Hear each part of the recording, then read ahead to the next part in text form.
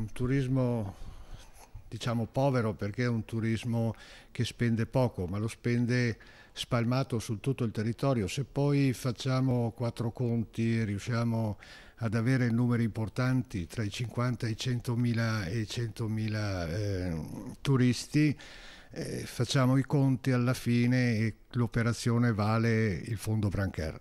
Comunità Montana, per quanto riguarda il proprio territorio, si muoverà appoggiando tutte le operazioni che prevedono tutto ciò che prevede che rimangano i bed and breakfast e la possibilità di avere questi bed and breakfast e la ricettività senza la partita IVA, perché questo è un passaggio fondamentale per un percorso di questo tipo. Il turismo povero non è fatto da poveri, per la verità, perché noi abbiamo tante richieste dalla Germania, molti interessi.